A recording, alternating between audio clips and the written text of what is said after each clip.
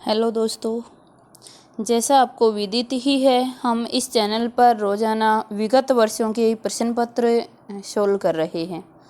UGC net Hindi साहित्य के विगत वर्षों के प्रश्न पत्र को संपूर्ण विश्लेषण के साथ यहाँ करवाया जाता है। दोस्तों देखिए, इन क्वेश्चन को करके आप लोग खुद का एनालिसिस करें कि मैंने कितना पढ़ा है और मुझे कितना और पढ़ना है, कौन सा पक्ष, कौन सी विधा मेरी कमज़ोर है और कौन सी विधा जो है वो ठीक है। तो उस हिसाब से अपने आप को एनालिसिस करके आप लोग इस पेपर के माध्यम से देख सकते हैं। ये जो पेपर होता है, ये पेपर करवाया जाता है, ये संपूर्ण विश्लेषण के साथ आपको यहाँ करवाया जाता है और आप सभी को कमेंट करके आंसर देना होता है और अपना स्कोर भी शेयर करना होता है। और ये देखकर अच्छा भी लग रहा है कि काफ़ी लोग इस अपना जो स्कोर है वो शेयर कर रहे हैं, लेकिन कुछ लोग अपना स्कोर शेयर नहीं कर रहे हैं। मैं उनसे भी कहना चाहूँगी कि सभी चाहे मेरे व्हाट्सएप नंबर पर ही स्कोर शेयर कर दें, लेकिन अपना स्कोर सभी मेरे साथ शेयर करें, ताकि मुझे भी ये लगे कि हाँ, आप लोग मेहनत कर रहे हो। आप सभी को पता है कि हम 4 महीने के कोर्स में कितनी मेहनत हमने की, और उसका जो ये आता है ना सामने कि भाई तुम लोग टेस्ट नहीं दे रहे हो, तो ऐसा लगता है यार की हुई मेहनत सारी बेकार चली गई। आप लोगों को टेस्ट देना चाहिए और 1 महीने का समय हमारे पेपर में हमें मिला है, तो ये मत सोचिए कि 1 महीना बहुत अधिक है। बहुत अधिक नहीं है दोस्तों, जब आप दौड़ने लगोगे ना तो 1 महीना बहुत जल्दी कवर हो जाएगा। अब जानते, कोई व्यक्ति सो रहा होता है ना, उसके लिए 1 महीना बहुत बहुत ज़्यादा होता है, लेकिन एक जगे हुए व्यक्ति के लिए 1 महीना बहुत ज़्यादा नहीं होता। और जगा हुआ भी वो व्यक्ति जो दौड़ रहा हो, तो 1 महीना की जो दूरी है वो बहुत जल्दी कवर कर लेता है। तो आपको इस 1 महीने के लिए अपना टाइम टेबल निर्धारित कर लेना है कि इतना टाइम मैं फर्स्ट पेपर को देने वाला हूँ, इसमें इतना टाइम मैं इस विधा को देने वाला हूँ, इतना टाइम इस विधा को, इतना टाइम केवल डेट याद करने को, और अपना टाइम टेबल फिक्स कर लीजिए। ये 1 महीना पता भी नहीं चलेगा कैसे निकल गया। आइए अब हम क्वेश्चन पेपर को सोल्व करते हैं। आप सभी को विदित है, पहले क्वेश्चन आपके यहाँ स्क्रीन पे आपको दिखाई दे रहा है, उसके ऑप्शन दिखाई दे रहे हैं। क्वेश्चन पढ़ें, ऑप्शन पढ़ें और फिर ही कमेंट करके आंसर दें। आइए, पहला क्वेश्चन हमारा है, प्रेम वाटिका किसकी काव्य कृति है? प्रेम वाटिका किसकी काव्य कृति है? विकल्प है रसखान, नागरीदास, आलम, भारतेंदु। सही विकल्प का चयन कर आंसर दीजिए।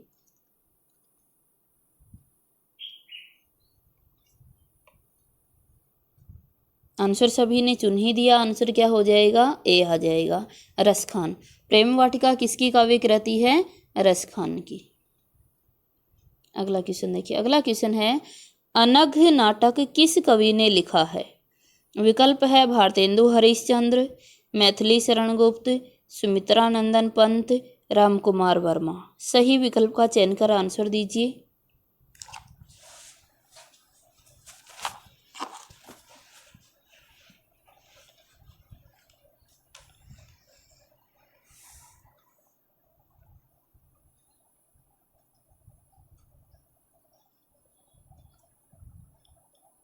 हमारा आंसर हो जाएगा बी, मैथिली शरण गुप्त। आप सभी जानते हैं जो अनघ नाटक है वो किसका है? मैथिली शरण गुप्त का है। कब का है अनघ नाटक? कब का है आपका? 1925 का है। इसमें वर्णन किसका है? तो इसमें महात्मा गांधी के दर्शन का वर्णन। अनघ जो नाटक है इसमें महात्मा गांधी, ये महात्मा गांधी के जीवन पर आधारित है। महात्मा गांधी के जीवन दर्शन का इसमें वर्णन किया गया है।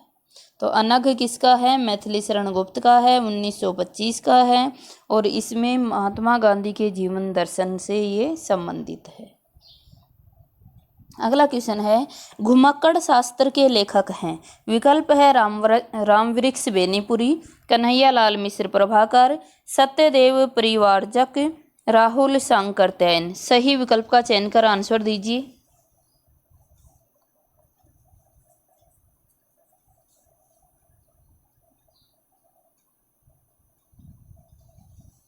आप सभी जानते हैं आंसर क्या हो जाएगा, डी हो जाएगा, राहुल सांकृत्यायन।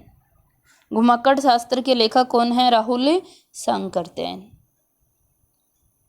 अगला क्वेश्चन देखिए, अगला क्वेश्चन हमारे समक्ष दिया गया है।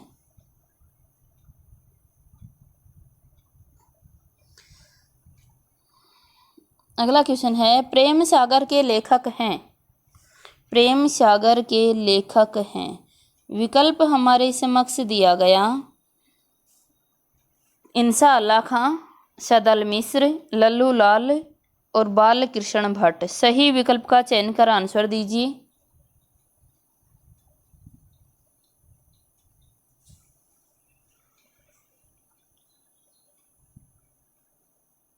आप सभी जानते हैं आंसर क्या हो जाएगा, लल्लू लाल जी।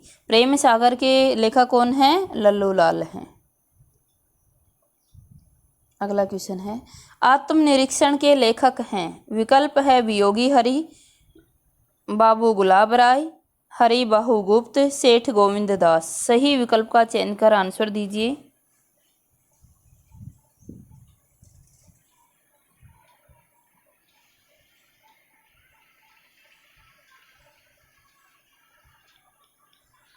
आंसर आ जाएगा डी, सेठ गोविंद दास। आप जानते हैं सभी की जो आत्मनिरीक्षण है इसके लेखक कौन है, सेठ गोविंद दास। ये जो आत्मनिरीक्षण रचना है आपकी, यह एक आत्मकथा है। क्या है ये, एक आत्मकथा है। ध्यान रखना, बहुत बार पूछ लिया जाता है कौन सी विधा है। तो जो आत्मनिरीक्षण है ये एक आत्मकथा है, किसकी, सेठ गोविंद दास की है।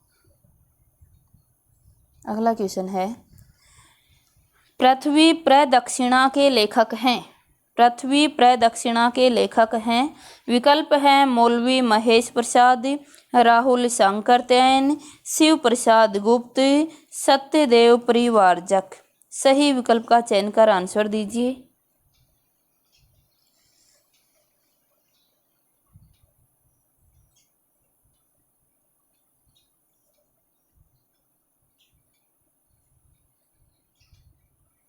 आंसर हो जाएगा सी, शिव प्रसाद गुप्त। आप सभी को अच्छे से याद हो गई कि हमारा बहुत सामूहिक डिस्कशन इस पे हुआ था, पृथ्वी प्रदक्षिणा पे।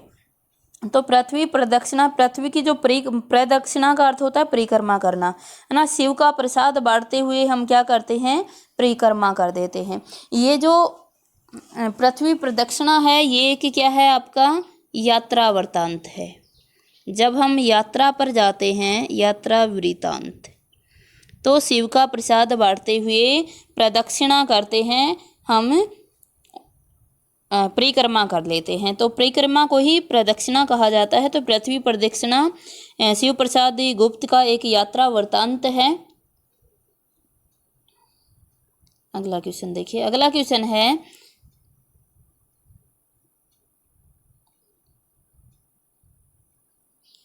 क्वेश्चन 7 है, इनमें से किस उपन्यास के लेखक अमृतलाल नागर नहीं हैं। इनमें से किस उपन्यास के लेखक अमृतलाल नागर नहीं हैं। विकल्प है सुहाग के नुपुर, मानस का हंस, भूले बिसरे चित्र, बूंद और समुद्र। सही विकल्प का चयन कर आंसर दीजिए।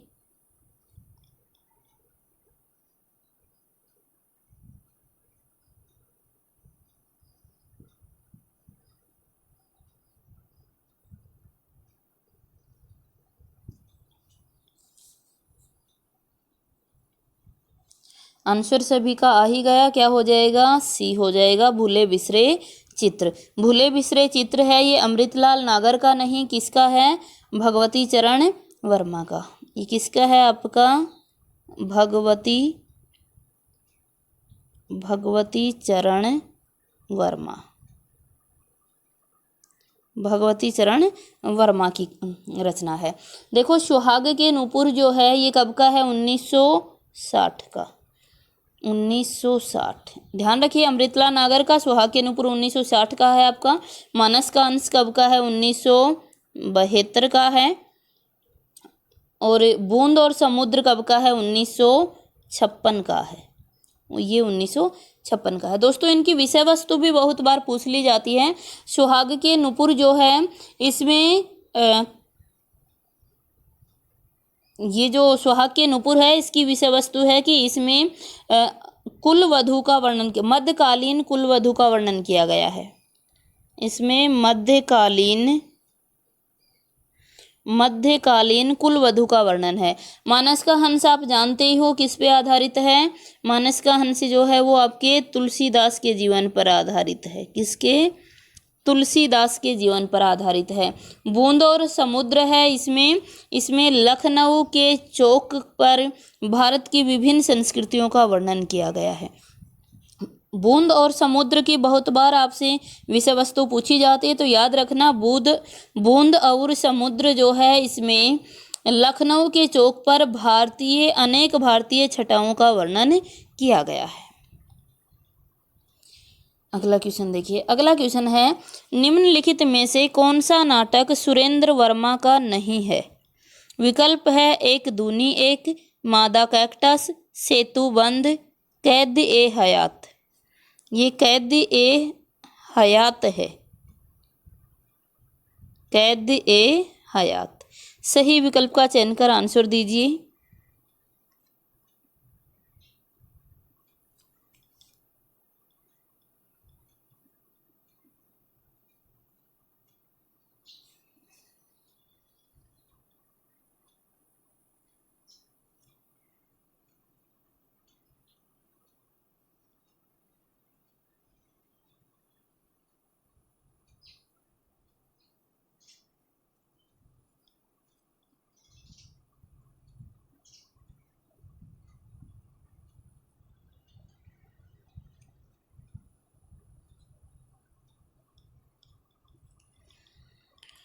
आंसर क्या आ जाएगा?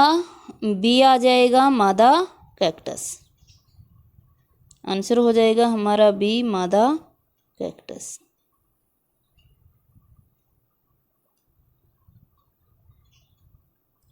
देखिए जो मादा कैक्टस है ये किसकी रचना है? सुरेंद्रनाथ वर्मा का नाटक नहीं है। जो मादा कैक्टस है ये किसका है? लक्ष्मी नारायण लाल का। किसका था ये आपका? लक्ष्मी नारायण लाल। लक्ष्मी नारायण लाल का है। बाकी देख लेते हैं। एक दूनी एक, ये कब का था आपका? ये था 1987 का। 1987। सेतुबंद कब का है? सभी जानते ही हो, 1972 का है। कैद ए हयात कब का है? 1993 का। कब का है ये? 1993 का है। डेट बहुत बार पूछी जाती, याद रखिए। अब देखिए जो एक दूनी एक है, ये एक दूनी एक जो नाटक है इनका, ये अनूदित नाटक है सुरेंद्र वर्मा का। और ये एक संस्कृत के एक रचनाकार थे, नरेश परवेज का एक नाटक था सेतुबंध, जो संस्कृत भाषा में था। उसी का अनुवाद किया किसने? सुरेंद्र वर्मा ने। तो ये इनका अनूदित नाटक है। और इस संस्कृत के एक राइटर थे नरेश परवेज, उनका एक नाटक था सेतुबंध, जिसका इन्होंने अनुवाद किया था। और संस्कृत का एक नाटक था सेतुबंध, उसका सेतुबंध से किया था। एक दूनी एक जो है ना, ये आपका एक दूनी एक की विषय वस्तु तो हमें नहीं मिलती है, ये 87 का है।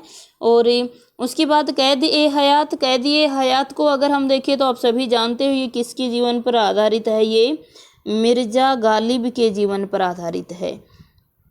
एक कैद ए हयात मिर्जा गालिब के जीवन पर आधारित है। कब का है? 1993 का।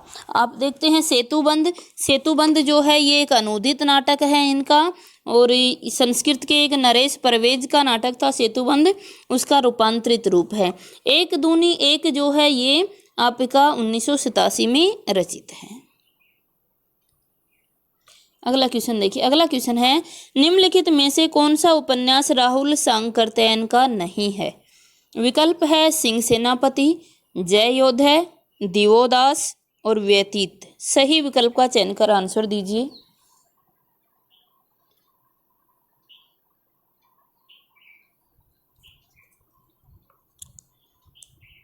आंसर चुन ही दिया होगा, क्या हो जाएगा, डी आ जाएगा, व्यतीत। व्यतीत जो है ये राहुल सांकृत्यायन का नहीं, आप सभी जानते हो किसका है, ये आपका जनेंद्र का है। किसका है, जनेंद्र का। अगला क्वेश्चन देखिए, अगला क्वेश्चन है, ज्ञान दूर कुछ क्रिया भिन्न है, इच्छा क्यों पूरी हो मन की, एक दूसरे से न मिल सके, यह विडंबना है जीवन की। इन काव्य पंक्तियों के रचनाकार कौन है? विकल्प है जयशंकर प्रसाद, सुमित्रानंदन पंत, अज्ञे, राम नरेश त्रिपाठी। सही विकल्प का चयन कर आंसर दीजिए।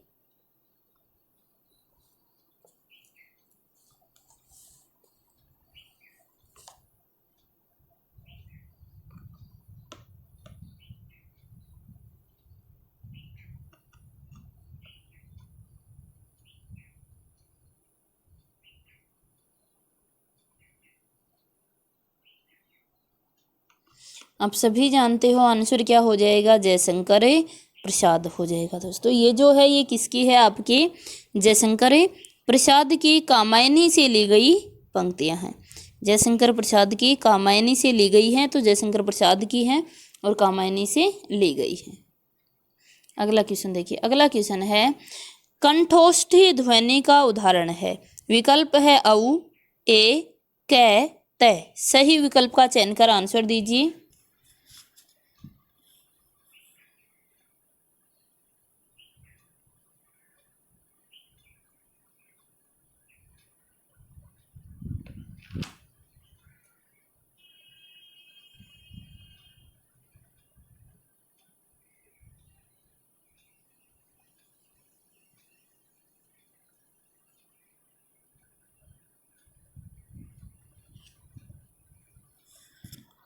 आप सभी जानते हैं आंसर क्या हो जाएगा, ए हो जाएगा, औ। जो औ है दोस्तों इसकी बनावट होती है कि ये ए प्लस किससे बना हुआ होता है, ऊ से बना हुआ होता है। ए और ऊ, ए का क्या होता है, कंठ होता है, और ऊ का क्या होता है, ओष्ठ होता है। तो ए प्लस ऊ बराबर क्या बन जाता है, कंठ ओष्ठ। तो इसने भी पूछा कंठोष्ठ ध्वनि का उदाहरण कौन सा है, तो औ है। ओ और औ, ओ औ दोनों का जो उच्चारण स्थान होता है वो क्या होता है, कंठोष्ठ होता है। दोस्तों अगर आपको अच्छे से समझ आया तो ठीक है, नहीं तो आप वीडियो चैनल के प्लेलिस्ट में जाकर वीडियो देख लीजिएगा, उच्चारण स्थान की वीडियो डाली हुई है। एक बार देखोगे ज़िंदगी में कभी नहीं भूलोगे, अच्छे से आपको ये याद हो जाएंगे सारा। मैंने क्योंकि हिंदी व्याकरण कभी भी ट्रिक पे नहीं चलता, हिंदी व्याकरण एक लॉजिक के ऊपर चलता है और हमेशा ही एक साइंटिफिक रीजन होता है इनका। हिंदी व्याकरण के हर जो टॉपिक है वो एक साइंटिफिक रीजन पर आधारित हुआ करता है। तो बहुत अच्छे से मैंने वहाँ करवा रखे हैं सभी वर्णों की, जो हमारे हिंदी के 44 वर्ण हैं सभी का उच्चारण स्थान अच्छे से करवा रखा है, और उस वीडियो को आप अवश्य देख लें। अगला क्वेश्चन है, पश्चिमी हिंदी को दो बोलियों का सही युग्म है। क्वेश्चन दिएगा पश्चिमी हिंदी, देखिएगा पश्चिमी हिंदी की कर लेना इसे, पश्चिमी हिंदी की दो बोलियों का सही युग्म है। पश्चिमी हिंदी की दो बोलियों का सही युग्म है। विकल्प हैं कन्नौजी, अवधी, ब्रज बघेली, छत्तीसगढ़ी बांगरू, खड़ी बोली बुंदेली। सही विकल्प का चयन कर आंसर दीजिए।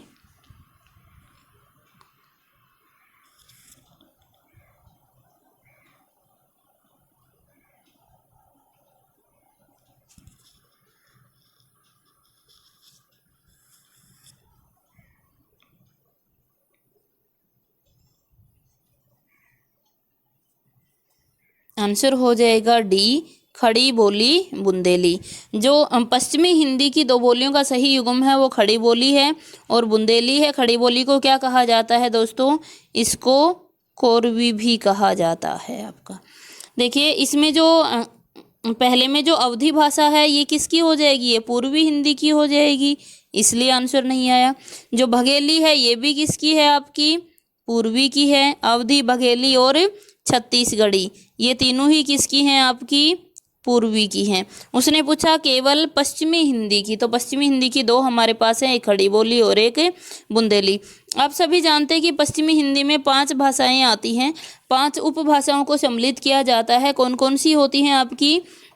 कन्नौजी होती है, ब्रज होती है, कोरवी होती है, बुंदेली होती है और कौन सी रह जाती है आपकी? बांगरू हो जाती है। तो ये 5 बोलियां होती हैं, जिसमें 4 तो आपके पास दी गई हैं, 5 दी गई हैं। खड़ी बोली हो गई, बुंदेली हो गई, ब्रज हो गई, कन्नौजी हो गई और बांगरू हो गई। ये 5 बोलियां किस में आती हैं? पश्चिमी हिंदी में।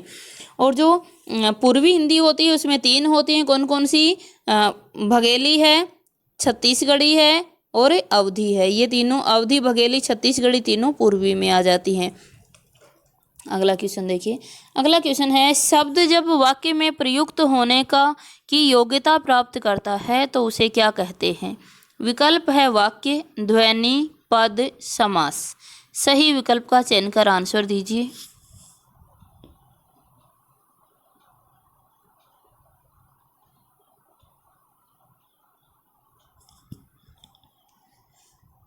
आंसर हो जाएगा सी, पद। आप सभी जानते हैं कि जब किसी भी शब्द को वाक्य में प्रयोग कर दिया जाता है तो वह पद कहलाता है। जैसे हमने दिया राम, राम हमारे पास एक शब्द है क्योंकि ये वर्णों का सार्थक समूह है। राम एक शब्द है, लेकिन जब हम ये कहते हैं राम आम खाता है, राम आम खाता है, तो इस समय जो राम था वह मात्र शब्द नहीं है, वह क्या कहलाएगा? इस समय पद कहलाएगा, क्योंकि कोई भी शब्द जब वाक्य में प्रयोग कर दिया जाता है तो वह पद कहलाता है।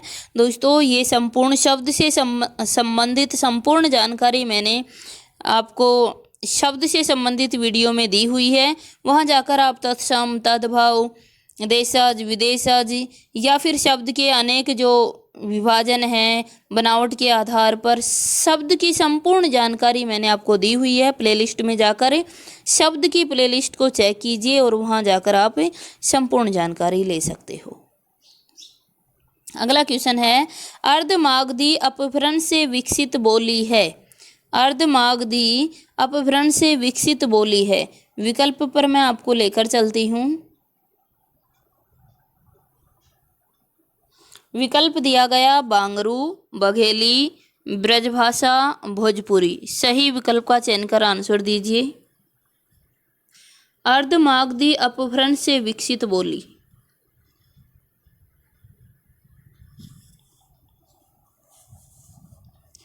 आंसर हो जाएगा बी, कौन? बघेली। आप सभी जानते हैं कि जो बघेली है वो आपकी किसकी है? पूर्वी हिंदी की है। और पूर्वी हिंदी किस में आती है आपकी? अर्धमागधी में आती है। अर्धमागधी में अभी अभी पीछे बताई थी आपको कि अर्धमागधी में जो बोलियां आती हैं कौन कौन सी आ जाती हैं? वो अवधी आती है। अवधी से ए याद रखना, अर्ध में भी ए आ रहा है, अवधी में भी है, तो अवधी हो जाती है, बघेली हो जाती है और छत्तीसगढ़ी हो जाती है। अगला क्वेश्चन है, भाषा काव्य संग्रह किसकी कृति है? विकल्प है महेश दत्त, रामचंद्र शुक्ल, देवी दत्त शुक्ल, श्याम बिहारी मिश्र। सही विकल्प का चयन कर आंसर दीजिए।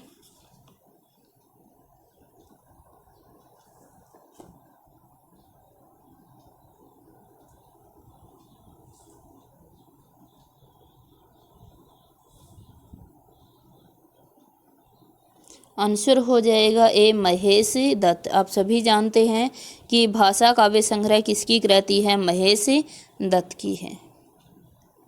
अगला क्वेश्चन देखिए। अगला क्वेश्चन है, वल्लभाचार्य का वेदांत सूत्र पर लिखित प्रसिद्ध ग्रंथ है। विकल्प है पुष्टि मार्ग रहस्य, आनंद भाष्य, अणुभाष्य, सृष्टि रहस्य। सही विकल्प का चयन कर आंसर दीजिए।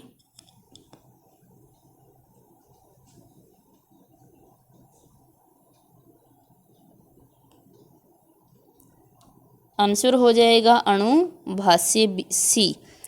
वल्लभाचार्य का वेदांत सूत्र पर लिखित कौन सा प्रसिद्ध ग्रंथ है? अणुभाष्य है।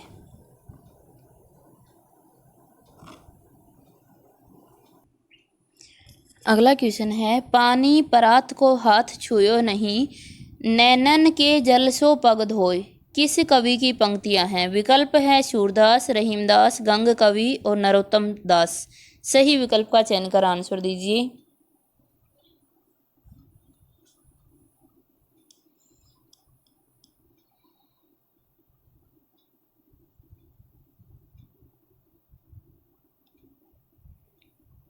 आंसर हो जाएगा डी, नरोत्तम दास। जो नरोत्तम दास की रचना थी सुदामा चरित। सुदामा चरित, नरोत्तम दास की रचना थी सुदामा चरित, और सुदामा चरित से पंक्तियां ली गई हैं नरोत्तम दास की। अगला क्वेश्चन है, तुलसीदास के गुरु हैं?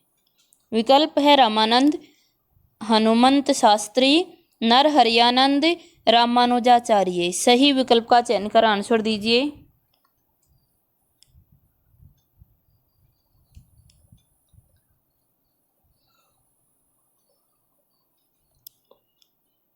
आंसर सभी जानते ही हैं, क्या आ जाएगा? सी, नरहरियानंद या नरहरिदास। नरहरियानंद या इसका दूसरा नाम क्या होता है? नरहरिदास। नरहरिदास कहो या नरहरियानंद कहो, किसके गुरु हैं? तुलसीदास के। अगला क्वेश्चन है, कवित रत्नाकर किस कवि की कृति है? विकल्प है केशवदास सिंह, भिखारी दास, पद्माकर, सेनापति। सही विकल्प का चयन कर आंसर दीजिए।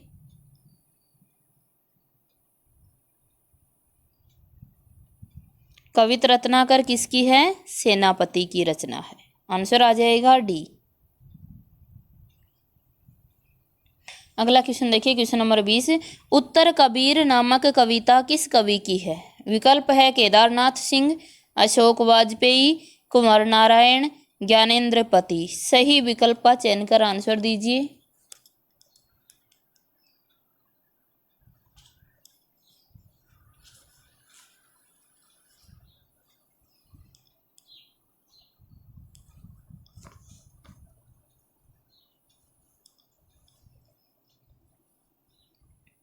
आंसर हो जाएगा ए, केदारनाथ सिंह। अब सभी जानते हैं कि उत्तर कबीर जो है ये किसकी कविता है? केदारनाथ सिंह की है। याद रखना, अग्रवाल की नहीं है ये।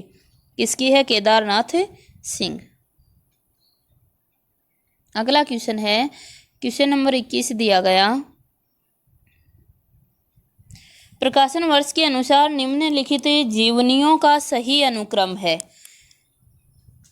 विकल्प है व्योमकेश दरवेश, प्रेमचंद घर में, वट वृक्ष की छाया में, आवारा मसीहा। सही विकल्प का चयन कर आंसर दीजिए।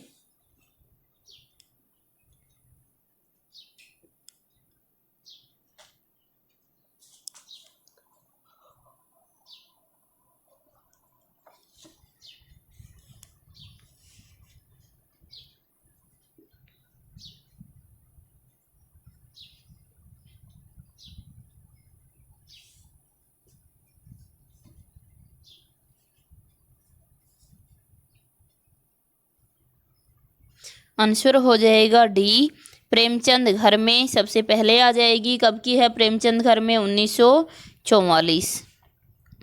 1944 की है दोस्तों। कहीं कहीं ये 1946 भी मिलता है कि प्रेमचंद घर में 1944 या 1946 की रचना है। और किसके द्वारा लिखित है आप जानते हो? ये किसके द्वारा लिखित है? आपकी लिखित किसके द्वारा है? शिवरानी देवी। शिवरानी देवी के द्वारा, है ना। शिवरानी देवी ने अपने पति प्रेमचंद की जीवनी लिखी थी। कौन सी? प्रेमचंद घर में। उसके बाद आवारा मसीहा। आवारा मसीहा कब की है? 1974 की। आवारा मसीहा 1974 की है ना। किसके जीवन पर आधारित है? आवारा मसीहा बताइए जल्दी से, किसके जीवन पर आधारित है किसकी है? विष्णु प्रभाकर की है। विष्णु प्रभाकर की है। और जीवन पर किस पर आधारित है ये आप कमेंट करके बताएंगे। अगला है हमारे समक्ष अगली रचना है वट वृक्ष की छाँव में। वट वृक्ष की छाँव में रचना कब की है? आपकी 2006 की रचना है। किसकी है? कुमुद नागर की। किसकी है? आपके कुमुद कुमुद नागर किसके जीवन पर आधारित है? तो अमृतलाल नागर। अमृतलाल नागर के जीवन पर आधारित है, कुमुद नागर के द्वारा रचित है। उसके बाद है व्योमकेश दरवेश। व्योमकेश दरवेश कब की है? ये है 2010 की। दरवेश कब की है? 10 की है, 2010 की रचना है। और किसकी है? ये आपकी विश्वनाथ त्रिपाठी की। विश्वनाथ त्रिपाठी की है। किसके जीवन पर आधारित है? तो एच द्विवेदी के जीवन पर आधारित है। एच द्विवेदी के जीवन पर आधारित है। और रचना किसकी है? ये किसके द्वारा रचित है? तो विश्वनाथ त्रिपाठी के द्वारा रचित है। पुनः देख लीजिएगा कि प्रेमचंद घर में किसके द्वारा रचित है? ये शिवरानी देवी के द्वारा रचित है। प्रेमचंद घर में शिवरानी देवी के द्वारा रचित है, प्रेमचंद के जीवन पर आधारित है। कब की है? 1944 भी दोस्तों हमें मिलता है और 46 भी डेट मिलती है। आवारा मसीहा कब की है? 1974 की है ना। किसके जीवन पर आधारित है? विष्णु प्रभाकर जी की है। किसके जीवन पर आधारित है? ये आपको बताना था। वट वृक्ष की छांव में कब की है दोस्तों? 2006 की रचना है। किसकी है? कुमुद नागर की है। किसके जीवन पर? अमृतलाल नागर के जीवन पर। उसके बाद है व्योमकेश दरवेश। जो व्योमकेश दरवेश है ये कब की है? ये है 2010 की रचना है। किसकी है? आपके विश्वनाथ त्रिपाठी की। किसके जीवन पर आधारित है? हजारी प्रसाद द्विवेदी के जीवन पर आधारित है। अगला क्वेश्चन देखिए, प्रकाशन वर्ष की दृष्टि से प्रेमचंद के उपन्यासों का सही क्रम है। विकल्प है गोदान, निर्मला, कर्मभूमि, रंगभूमि। सही विकल्प का चयन कर आंसर दीजिए।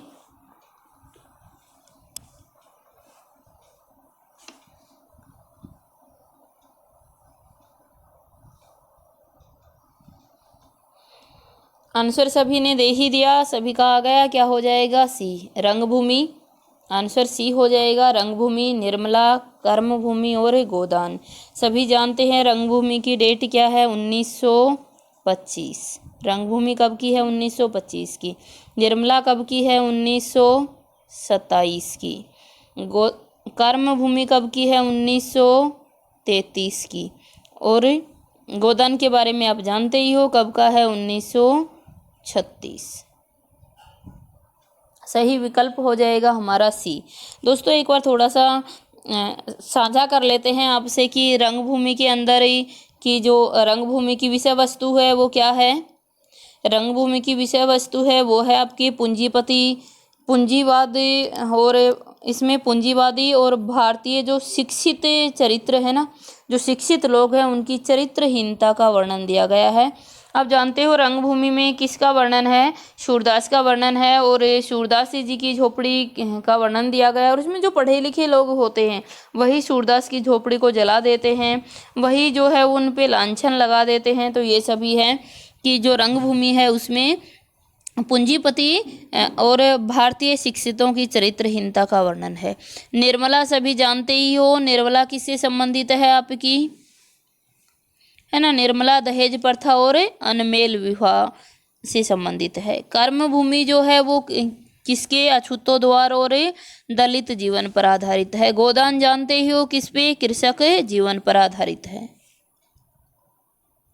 अगला क्वेश्चन देखिए, अगला क्वेश्चन है प्रकाशन वर्ष के अनुसार अमृतलाल नागर के निम्नलिखित उपन्यासों का सही क्रम है। विकल्प है महाकाल, बूंद और समुद्र, खंजर नयन, मानस का हंस। सही विकल्प का चयन कर आंसर दीजिए।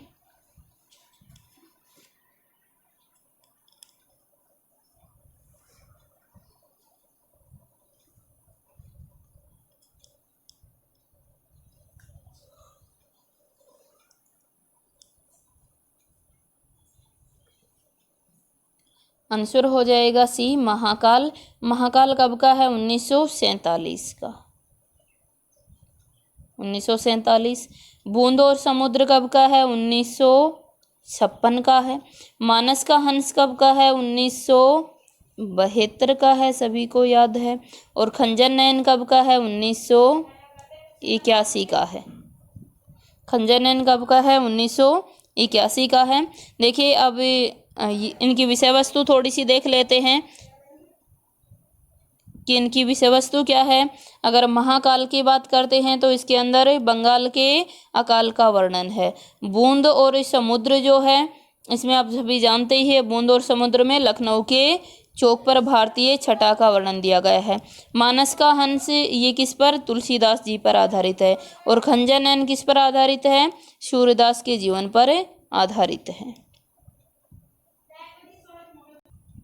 अगला क्वेश्चन देखिए।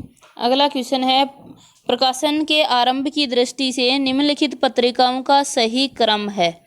विकल्प है माधुरी, विशाल भारत, जागरण, साहित्य संदेश। सही विकल्प का चयन कर आंसर दीजिए।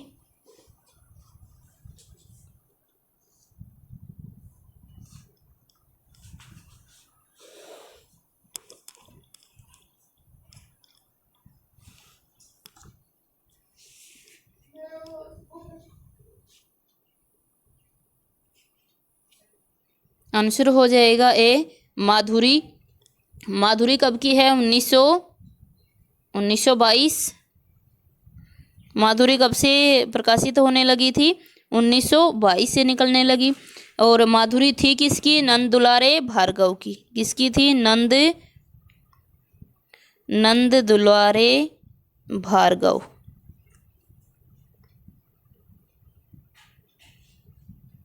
नंद दुलारे भार्गव की थी माधुरी 1922 से। विशाल भारत 1928 से प्रकाशित होने लगी थी। 1928 किसकी थी विशाल भारत, बनारसी दास चतुर्वेदी की। जागरण कब से निकलने लगी थी आपकी, शिवपूजन सहाय की थी। और कब से निकलने लगी थी, 1932 से। जागरण 1932 से प्रकाशित होने लगी शिवपूजन सहाय के मार्गदर्शन में। साहित्य संदेश 1937 में किसकी थी, बाबू गुलाब राय की। सही विकल्प हो जाएगा ए। अगला क्वेश्चन देखिए। क्वेश्चन नंबर 25 है, प्रकाशन वर्ष के अनुसार महादेवी वर्मा के निम्नलिखित गद्य कृतियों का सही क्रम क्या है।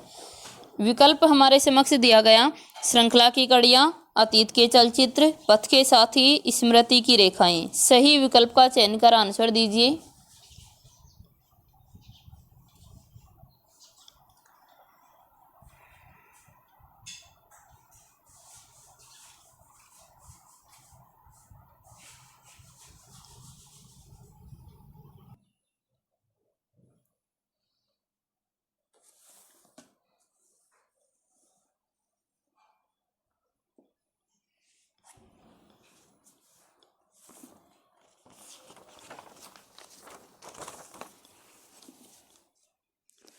सही आंसर हो जाएगा हमारा बी, अतीत के चलचित्र। अतीत के चलचित्र कब का है, आप सभी जानते हैं, 1941। श्रृंखला की कड़ियाँ का प्रकाशन वर्ष क्या है, 1942। स्मृति की रेखाएं कब का है, 43 का। और पथ के साथी कब का है, 56 का, 1956। देखिए एक बार देख लेते हैं कि जो अतीत के चलचित्र हैं ये क्या हैं, आपके रेखा चित्र हैं। महादेव वर्मा का रेखा चित्र है। श्रृंखला की कड़ियाँ एक निबंध है। स्मृति की रेखाएं हैं, ये भी क्या है, एक रेखा चित्र है। और पथ के साथ ही एक संस्मरण है। अतीत के चलचित्र 1941, श्रृंखला की कड़ियाँ 42, स्मृति की रेखाएं 43, पथ के साथ ही 56। देखिए अगला क्वेश्चन है, सचितानंद हीरानंद वात्स्यायन आज्ञा के निम्नलिखित निबंध संग्रहों का प्रकाशन वर्ष के अनुसार सही क्रम है। विकल्प है लिखी कागद कोरे, आत्मनेपद, कहाँ है द्वारका, अध्येतन। सही विकल्प का चयन कर आंसर दीजिए।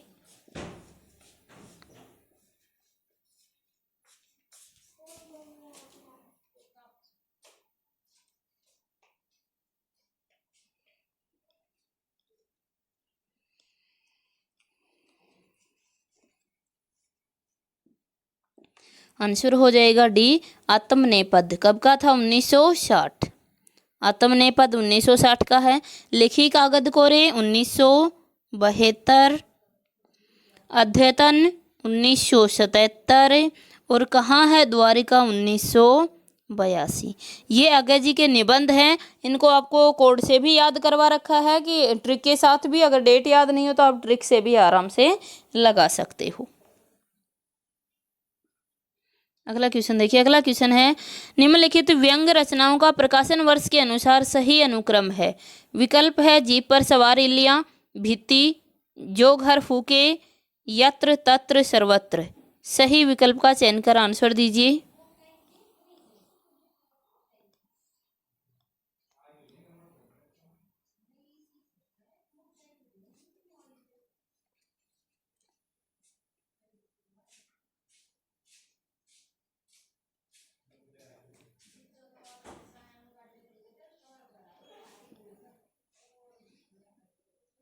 आंसर हो जाएगा सी, भित्ति चित्र कब का है? 1966 का है। जीप पर सवार इल्लियां कब का है? 1971। यत्र तत्र सर्वत्र कब का है? 2000 का। अच्छे से याद होगी डेट, है ना। जो घर फूके कब की है? 2006 की है। देख लेते हैं किसकी, भित्ति चित्र किसकी है? रविंद्रनाथ त्यागी।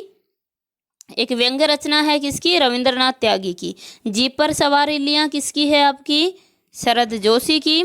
यत्र तत्र सर्वत्र भी किसकी है? शरद जोशी की है। जो घर फूके किसकी है? ज्ञान चतुर्वेदी की।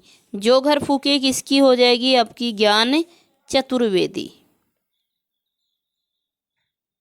ज्ञान चतुर्वेदी की है। आंसर हो जाएगा सी।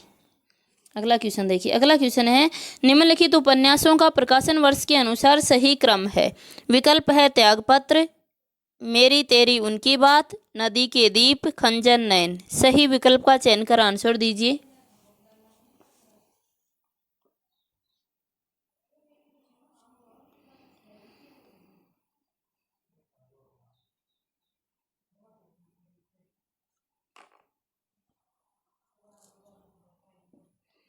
आंसर हो जाएगा हमारा बी, त्यागपत्र कब का है?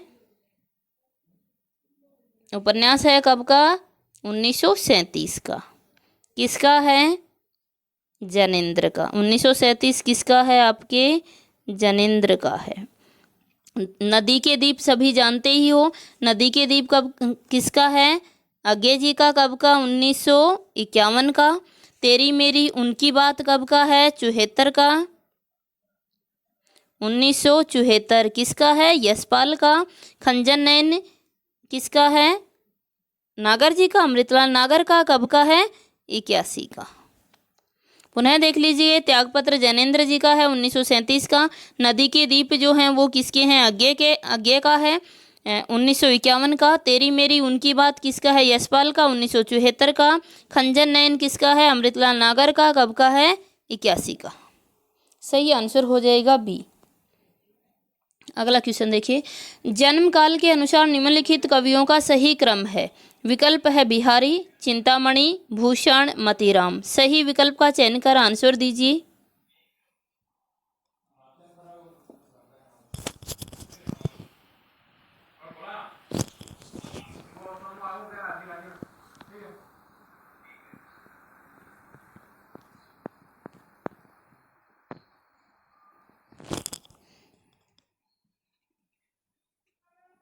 आंसर हो जाएगा ए, बिहारी का जन्म कब का है? आप सभी जानते हो 1995 का।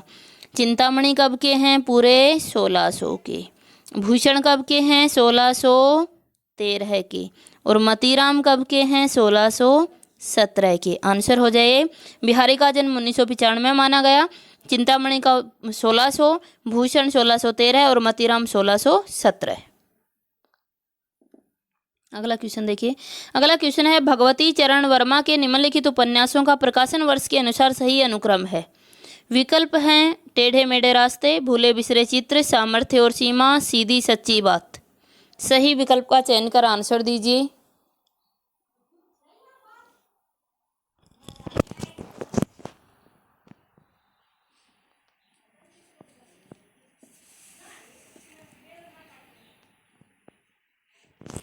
तो इसका आंसर हो जाएगा ए, टेढ़े मेढ़े रास्ते। कब का है? 46 का, 1946। भूले बिसरे चित्र कब का है? 59 का। सामर्थ्य और सीमा कब का है? 62 का। सीधी सच्ची बात कब का है? 68 का। सभी जानते हो, कोड से भी याद है हमें कि टेढ़े मेढ़े रास्ते पर निकल जाती है, अपने सभी भूले बिसरे चित्र भी लगा देती है, लेकिन वह फिर नहीं आती है। क्यों? क्योंकि उसकी सामर्थ्य की सीमा टूट जाती है। और फिर कहती है सच्ची सीधी सी बात है, सभी नचावत राम में घोसाई। तो ये सब है किसके हैं? आपके उपन्यास है भगवती चरण वर्मा के। आंसर हो जाएगा ए। अगला क्वेश्चन हमारे समक्ष दिया गया। अब हमें कृतियों को सुमेलित करना है, और एक तरफ आत्मकथाएं हैं, एक तरफ उनके रचनाकार हैं, और इस सही विकल्प का चयन कर हमें आंसर देना है। सूची 1 में है शिवपूजन सहाय, सुमित्रानंदन पंत, हरिवंश राय बच्चन, पांडे बेचन शर्मा उग्र। सूची 2 में है 10 द्वार से सोपान तक, मेरा जीवन, अपनी खबर, राख से लपटे, 7 वर्ष एक रेखांकन। दोस्तों पहले तो आप लोग अपना कोड मिलाकर सही बनाइए कौन किसके साथ आएगा, फिर मैं आपको इसके ऑप्शन दिखाती हूँ।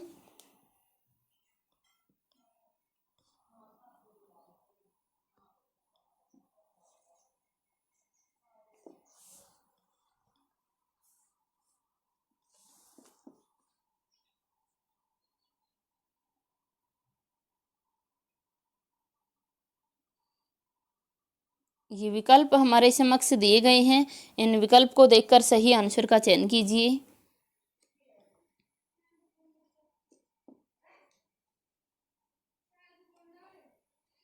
आंसर हो जाएगा डी।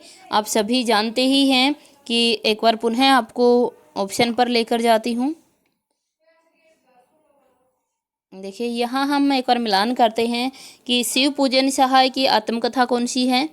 शिव पूजन सहाय की आत्मकथा कौन सी होगी? मेरा जीवन। शिव पूजन सहाय की कौन सी हो जाएगी? मेरा जीवन। कब की हो जाएगी? तो 1985 की। 1985 की है, आप सभी जानते ही हैं। उसके बाद सुमित्रानंदन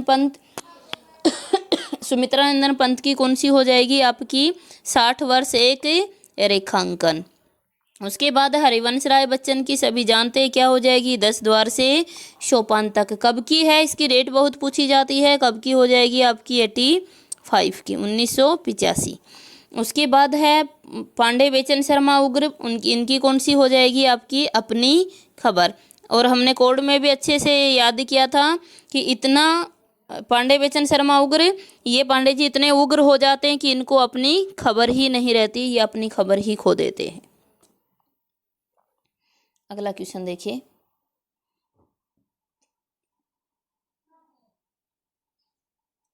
अगला क्वेश्चन है, क्वेश्चन नंबर 32 है। वही हमारे समक्ष विकल्प दिए गए हैं, और एक विकल्प देकर सूची दी गई है। कह रहा है निम्नलिखित आलोचकों की उनके ग्रंथों के साथ सुमेलित कीजिए। आलोचक है एक तरफ आलोचना ग्रंथ है। सही विकल्प का चयन कर आपको आंसर देना है। सूची 1 में है नंद दुलारे वाजपेयी, लक्ष्मीकांत शर्मा, रामविलास शर्मा, विजयदेव नारायण शाही। सूची 2 में है जायसी, निराला, मानव मूल्य साहित्य, 20वीं साहित्य, हिंदी साहित्य 20वीं शताब्दी, नई कविता के प्रतिमान। सही विकल्प का चयन कर आंसर दीजिए।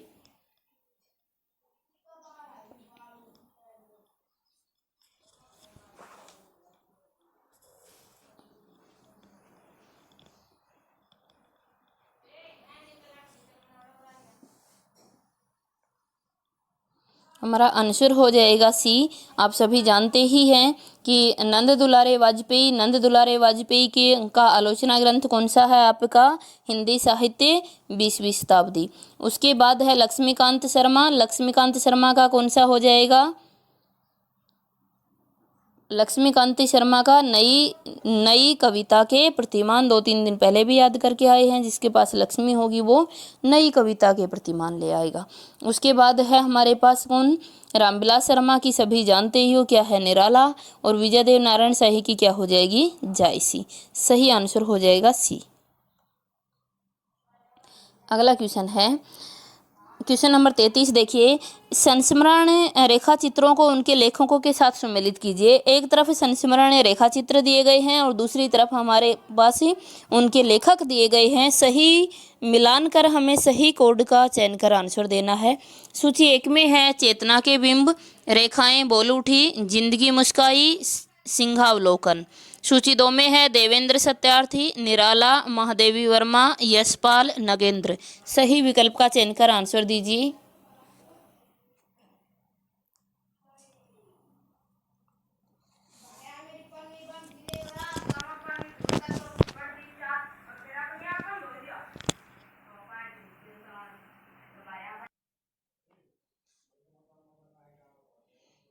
सही विकल्प का चयन कर आपको आंसर देना है।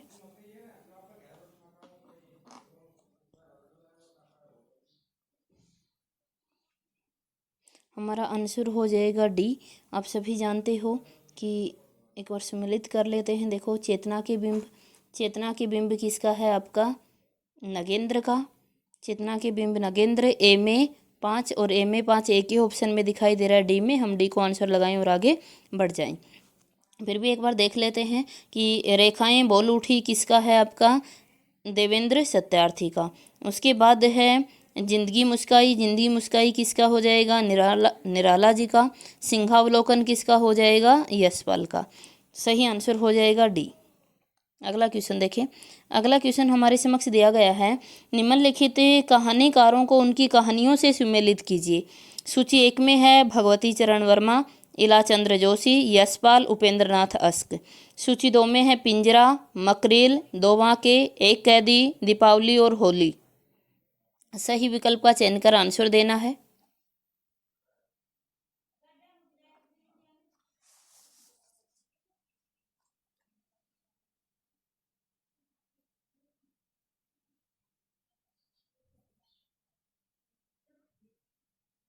चौंतीस का आंसर हो जाएगा ए। हम सभी जानते हैं भगवती चरण वर्मा का क्या है? 2 वाक्य है।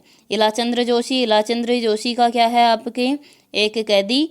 यशपाल की मकरील और उपेंद्र नाथ अस्क की पिंजरा। एक भी यदि हमें याद है तो हमारा आंसर बन जा रहा है। अगला क्वेश्चन देखिए। अगला क्वेश्चन, निम्नलिखित उपन्यासों को उनके उपन्यासकारों से सुमेलित कीजिए। सूची 1 में है राधा कृष्ण दास, किशोरीलाल गोस्वामी और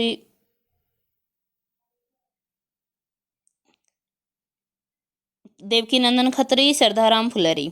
सूची 2 में दिए गए हैं तारा, कश्मीर यात्रा, भाग्यवती और निशा हिंदू। सही विकल्प का चयन कर आपको आंसर देना है।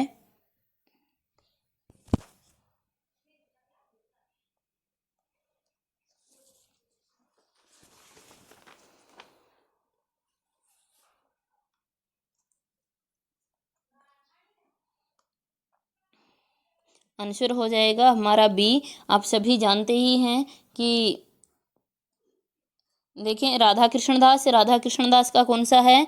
निशा हिंदू। आप एक कोड भी अच्छे से बनवाया है कि राधा ने कृष्ण से कहा कि इसमें निशा हिंदू में गोवध का वर्णन है कि राधा ने कृष्ण से कहा कि गोवध पर हिंदू निशाय हो जाते हैं। उसके बाद है दूसरा है किशोरीलाल गोस्वामी का कौन सा हो जाएगा? तारा हो जाएगा, है ना। ये अच्छे से आपको कोड से याद करवाया हुआ है कि तारा किशोरीलाल गोस्वामी के सामाजिक की भी करवाए हुए हैं आपको और ऐतिहासिक की भी उपन्यास करवाए हुए हैं कोड के साथ। अगला हमारे समक्ष आ गया। देखो, देवकीनंदन खत्री का जानते हैं। देवकीनंदन खत्री का कौन सा हो जाएगा? आपका श्रद्धाराम फुलेरी का कौन सा हो जाएगा? भाग्यवती हो जाएगा। श्रद्धाराम फुलेरी का भाग्यवती है दोस्तों, ये गलत टाइप हो गया है, पर हम जानते हैं कि श्रद्धाराम फुलेरी का क्या है? भाग्यवती है। तो यहाँ हमारा क्या आ जाएगा? 3 आ जाएगा, बिल्कुल सही। और सी में 3 नहीं, ये डी में 3 हो जाएगा दोस्तों, यहाँ 3 आ जाएगा। और देवकीनंदन खत्री का क्या हो जाएगा? आपका दिया नहीं गया है यहाँ देवकीनंदन खत्री का, जो 2 बार भाग्यवती टाइप हो गया है, लेकिन हमें सभी का पता है, हमारा आंसर हो जाएगा बी। अगला क्वेश्चन देखिए। क्वेश्चन नंबर 36 है, निम्नलिखित नाटककारों को उनके नाटकों के साथ सुमेलित करना है। नाटककार दिए गए हैं, सही कोड का मिलान कर आपको आंसर देना है।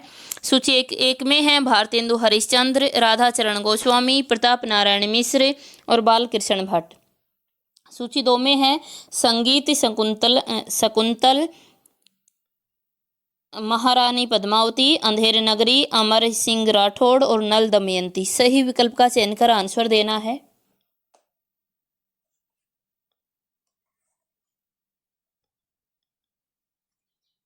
आंसर हो जाएगा हमारा डी हो जाएगा। देखिए, भारतेंदु हरिश्चंद्र का कौन सा हो जाएगा? अंधेरे नगरी। राधाचरण गोस्वामी का अमर सिंह राठौड़। प्रताप नारायण मिश्र का संगीत शकुंतलम। और बालकृष्ण भट्ट का कौन सा हो जाएगा? नल दमयंती। सही आंसर हो जाएगा डी। अगला क्वेश्चन देखिए। अगला क्वेश्चन है, निम्नलिखित कृतियों को उनके रचनाकारों के साथ सुमेलित कीजिए। सूची एक में है आत्मा की आंखें, काठ का सपना, समय और हम, मिलन यामिनी। सूची दो में है गजानंद माधव मुक्तिबोध, हरिवंश राय बच्चन, रामधारी सिंह दिनकर, जनेन्द्र कुमार और नगेंद्र। सही विकल्प का चयन कर आंसर दीजिए।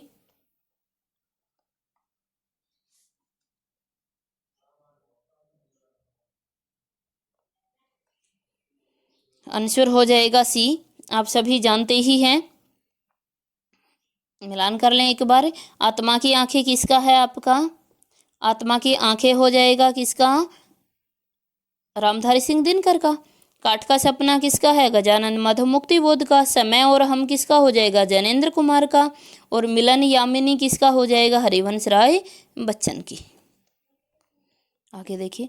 आगे दिया गया सुमित्रा नंदन पंत के निम्नलिखित काव्य संग्रहों को उनके प्रकाशन वर्ष के साथ सुमेलित कीजिए। सूची एक में है पल्लव, वीणा, गुंजन, स्वर्ण किरण। सूची दो में है 1927, 1932, 1926, 1926, 1947। सही विकल्प का चयन कर आंसर देना है।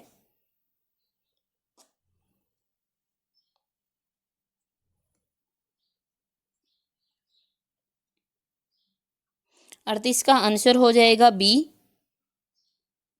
बी आंसर हो जाएगा।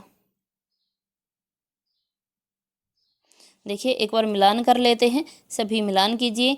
पल्लव, पल्लव जानते हो, पल्लव की डेट क्या है आपकी?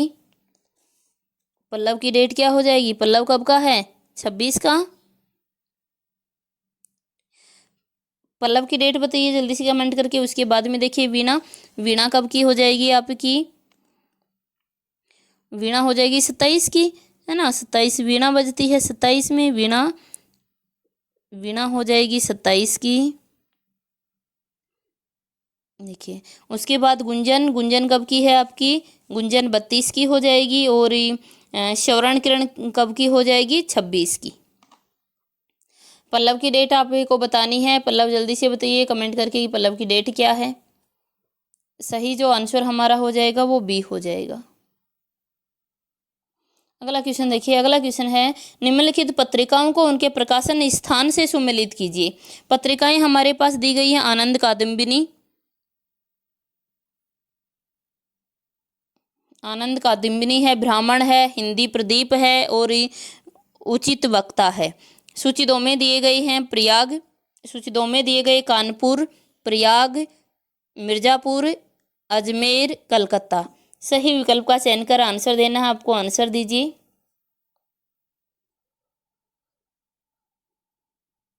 दोस्तों यहाँ तीन तीन दिए जा रहे हैं, इन्हीं के अकॉर्डिंग आप आंसर दीजिए।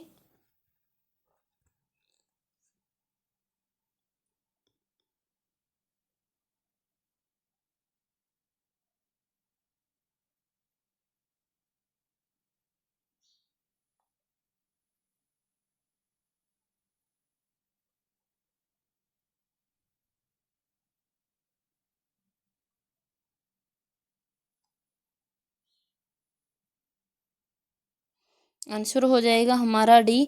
आप सभी जानते ही हैं कि जो ब्राह्मण है यहीं से हम मैच करते हैं। ब्राह्मण कहाँ से निकलता था आपके? प्रयाग से। हिंदी प्रदीप कहाँ से निकलता है? मिर्ज़ापुर से। और उचित वक्ता कहाँ से निकलता है? कलकत्ता से।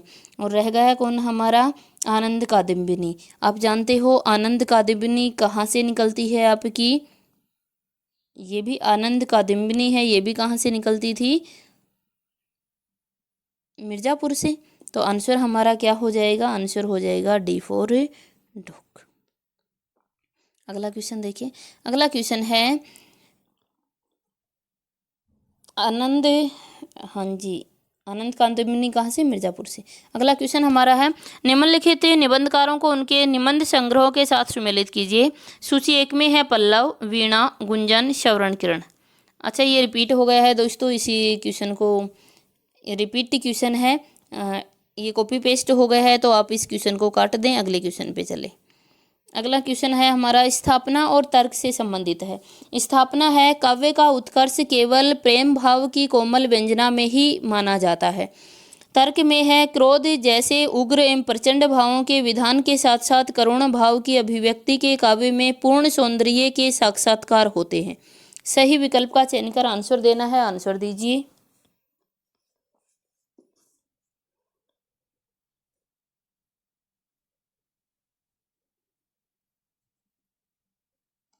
इकतालीस का आंसर हो जाएगा बी। देखिए, ए गलत आर सही है। ए गलत क्यों हुआ दोस्तों, देखते हैं। ए कहता है कि काव्य का उत्कर्ष केवल प्रेम भाव की कोमल व्यंजना में ही होता है, तो ये हमारा गलत हो जाएगा। केवल प्रेम भाव की कोमल व्यंजना में ही नहीं होता है, काव्य के उत्कर्ष के अनेक माध्यम होते हैं, केवल प्रेम नहीं हो सकता, इसलिए ये गलत हो गया।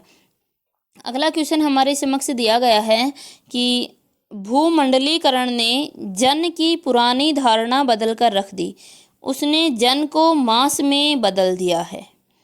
तर्क दिया गया, क्योंकि भूमंडलीकरण के मास में वही लोग शामिल हैं जिसके पास ही क्रय शक्ति है और जो जन संचार साधनों के उपयोग में दक्ष हैं। सही विकल्प का चयन कर आपको आंसर देना है।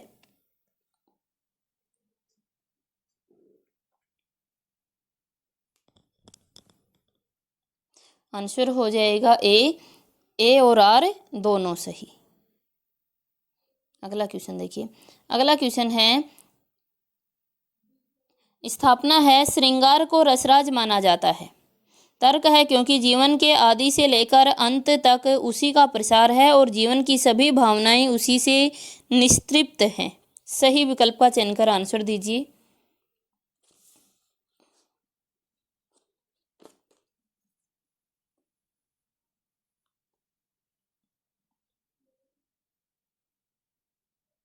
आंसर हो जाएगा हमारा डी, ए सही आर गलत। आर गलत क्यों हुआ, कह रहा है क्योंकि जीवन के आदि से अंत तक उसी का प्रसार है, बिल्कुल सही है। और जीवन की सभी भावनाएं उसी से निस्तृप्त हैं, ये गलत है। उसी से निस्तृप्त नहीं है, संतृप्त है। आंसर आ जाएगा डी, इसलिए आर गलत हो गया। निस्तृप्त शब्द दे दिया, यहाँ संतृप्त शब्द देता तो आंसर सही हो जाता। अगला क्वेश्चन देखिए। अगला है क्वेश्चन नंबर 44 दिया गया, स्थापना है, भारतेंदु युग आधुनिकता का प्रवेश द्वार है। तर्क है, क्योंकि वह मध्यकालीन परंपराओं का पूर्ण विरोधी है। सही विकल्प का चयन कर आंसर दीजिए।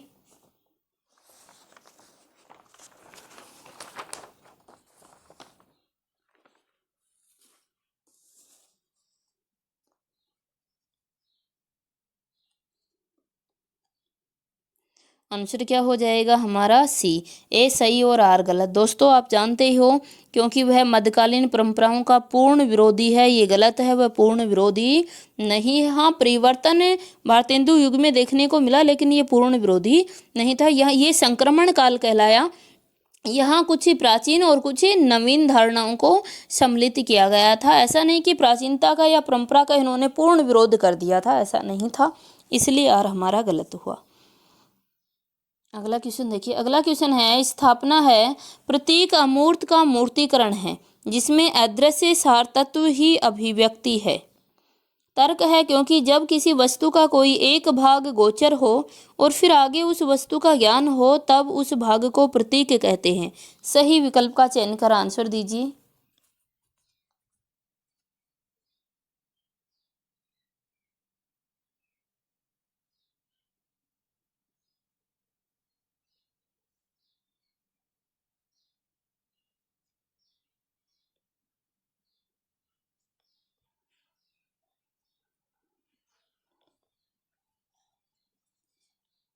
देखिए दोस्तों, ये विकल्प मिस्टेक दी गई है।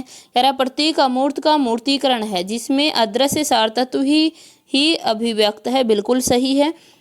दूसरा कहा, क्योंकि जब किसी वस्तु का कोई एक भाग गोचर हो, ये भी सही है। तो जो हमारा आंसर हो जाएगा वो बी हो जाएगा, लेकिन बी में से ये काट दीजिएगा।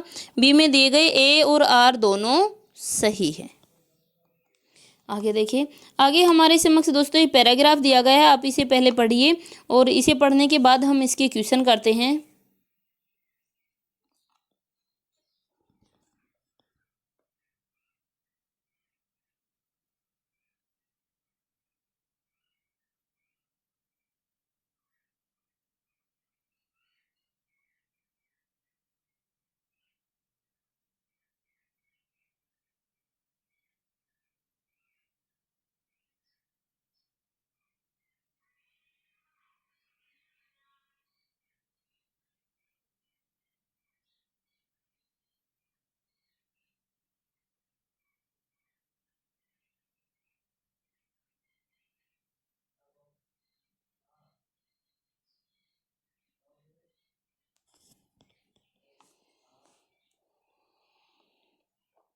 आगे कुछ लाइन ये बची हुई हैं, इनको भी पढ़ लीजिए।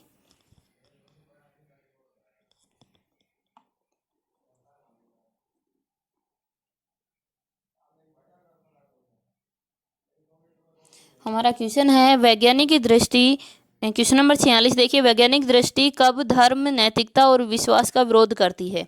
सही विकल्प का चयन कर आंसर दीजिए।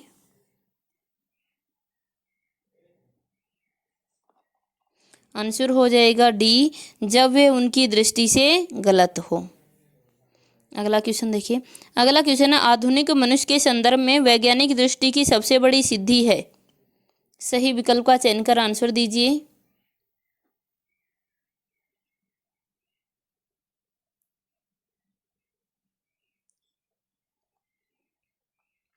हमारा आंसर हो जाएगा सी, सिद्धियों की तथ्यों का वस्तुगत निरीक्षण और निष्कर्ष। अगला क्वेश्चन देखिए, क्वेश्चन नंबर 48 है, यूरोप और अमेरिका में आधुनिक के फैसले का कारण है, आधुनिकता के फैसले का कारण है? सही विकल्प का चयन कर आंसर दीजिए।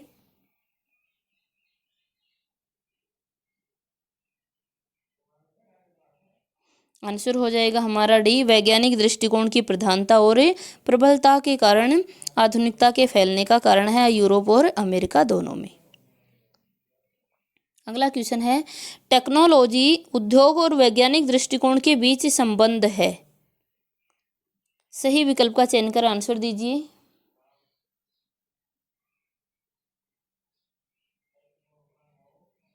आंसर हो जाएगा ए, कार्य और कारण का।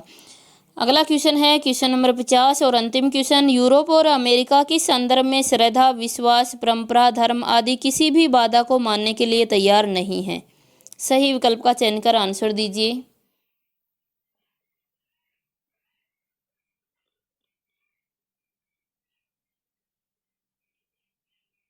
आंसर हो जाएगा हमारा बी, वैज्ञानिक सत्य की खोज के संदर्भ में। दोस्तों ये थे हमारे 50 क्वेश्चन और आशा रखती हूँ कि 50 क्वेश्चन में से केवल एक या दो ही क्वेश्चन आपके गलत हुए होंगे।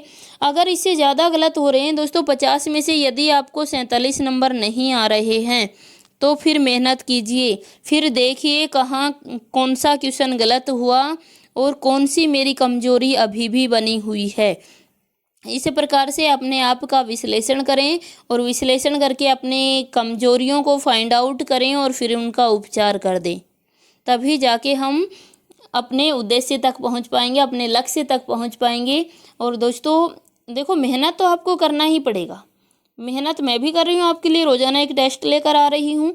मेहनत तो आपको भी करना ही पड़ेगा और मेहनत किए बगैर कभी सफलता नहीं मिलती है। हाँ, अभ्यास जो होता है वो हमें बहुत ऊंचाइयों तक लेकर जाता है, तो हम अपना अभ्यास करना ना छोड़ें। और जो भी कमी आपकी कमी आपसे ज़्यादा कोई नहीं जानता दोस्तों। आपकी जो कमी है उसको सबसे ज़्यादा आप जान सकते हो। कि जैसे टेस्ट दे रहे हो तो ये पेपर का विगत वर्षों के प्रश्न पत्र हैं, इनको करके हमें पता लग रहा है कि हमारी जो कमजोरी है वो कौन सी विधा में कमज़ोर हैं हम। तो उसी विधा की अच्छे से गहराई से स्टडी कीजिए और अपनी कमजोरी को दूर कर दीजिए। अभी 1 महीना आपके पास है और इस 1 महीने में अपनी कमजोरी को दूर करने की कोशिश कीजिए ताकि रिजल्ट हमारा अच्छा आ जाए। और जिस दिन ये कहें कि 50 में से आपको 47 48 नंबर आ जाते हैं, तब भी जो 2 नंबर कटे उन पे आपको सोचने की आवश्यकता है। इतनी मेहनत करेंगे तो हमारा जेआरएफ कोई भी नहीं रोक सकता है। और जेआरएफ ही नहीं, अगर हम इस प्रकार मेहनत करते हैं तो किसी भी पेपर को हम आराम से क्रैक कर जाते हैं। धन्यवाद।